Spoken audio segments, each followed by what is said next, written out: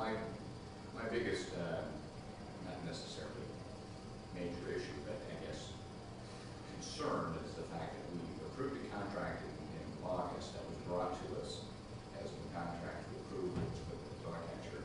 And now, here a month and a half later, we're being told that we need to change it 3%. And I'm just concerned about how the process, about how this came about. When you sign a contract for a year, to me, that's the time that you make adjustments before you sign the contract. So I'm just disappointed that he saw what was being presented, so that's why I'm concerned with this. I would agree with Clark. I have a problem with the process. I mean, number one, to my knowledge, we didn't discuss this at budgeting time, which is the time to do it, to start with. Then, yeah, we approved a contract that we discussed at that time that we all felt should be no increase. And now it's the contracts with the county, even though the city pays the majority of it. It's contracts actually with us. Maybe that should be looked at, if it should be the other way around.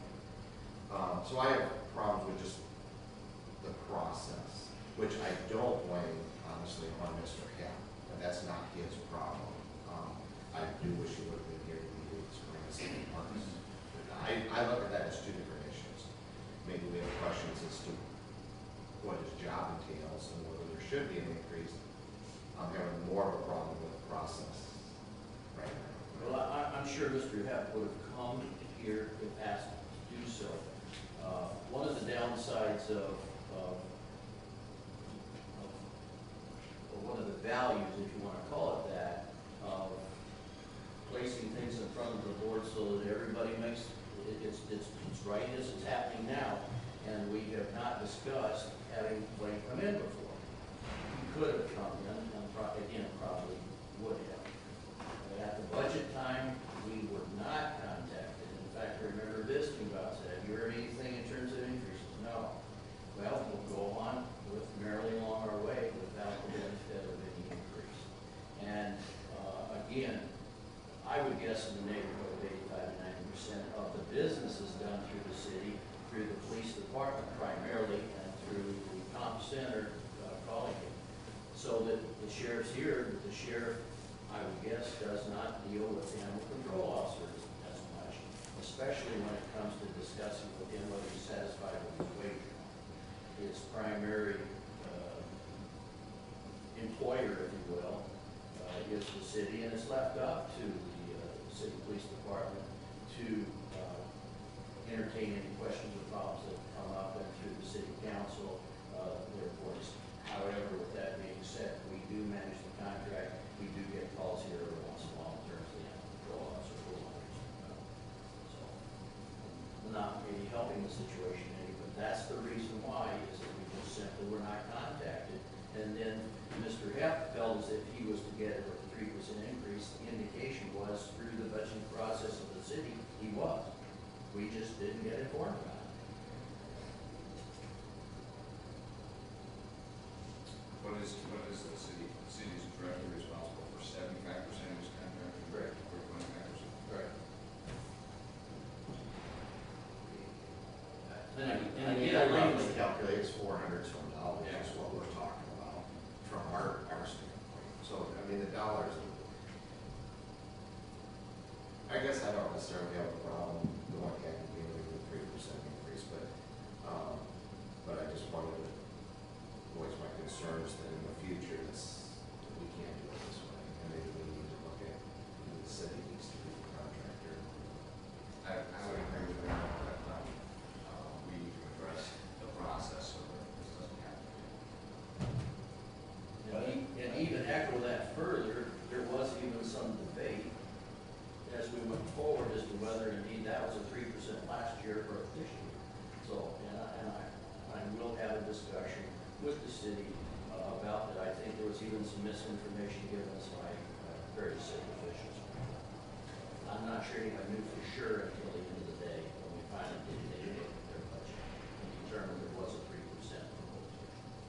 So, anyway, I would entertain any question from the audience. I'm sorry, we kind of left you. Mr. Devine. Yes, sir. Is it necessary to have an animal control officer in the county?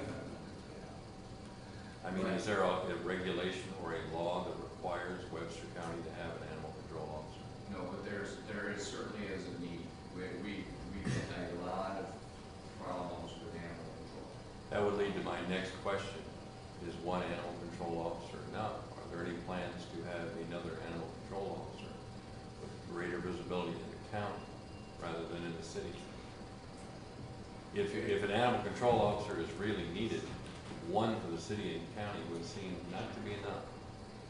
Mike, I would have to say, the contacts that I've gotten regarding animal control probably have to do more with just what we have for ordinances in the county that the animal control officer can do with some of these animals. And that, so, in discussions with the county attorney, we thought, well, we'll see what the city does with their animal control ordinance and then see if there's things that we feel would be applicable for county. And so that, you know, we can still have, we have neighbor versus neighbor in the county. Oh, yeah. And that's usually what the problem comes down to. And trying to find equitable ways for people to coexist is part of what government has to do. Whether there's need for more, boy, I don't know, like Bob says, most of the calls are in the city. That would be my opinion, of my knowledge based on it, Mike, is that, even though I think there's a need in the county, I don't believe we have a great enough need to have our own. You know, and that's why this developed this way. Well, one of the reasons it developed this way is because both the sheriff's department and the police department, when they went out and picked up an animal, found out that the animal was tearing the snot out of the cars.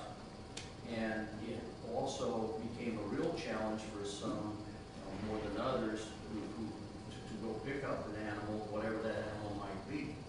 And so it came to us that we really needed to look at getting an animal control officer. And we did have Jerry Messerly, and then there was a time when we didn't. And again, it wasn't working real well to have the PD and the sheriff's department out making animal calls at a time when there were other more important, if you will, calls that should have been made during that brief time. So that's part. Sheriff, am I right about that? Okay. He's not shaking his head. Oh, yeah. He's not a good thing. I don't want to, I'm not going to sit back because that's probably not the right protocol. No, you are very correct on a lot of that. There is not, that answered Mike's question, there are not enough calls in the county to constitute having somebody full-time in the county. Now you have to understand that the animal control calls in the county are just that, in the county, not in the incorporated areas. They have to contract with their own, they have their own ordinances.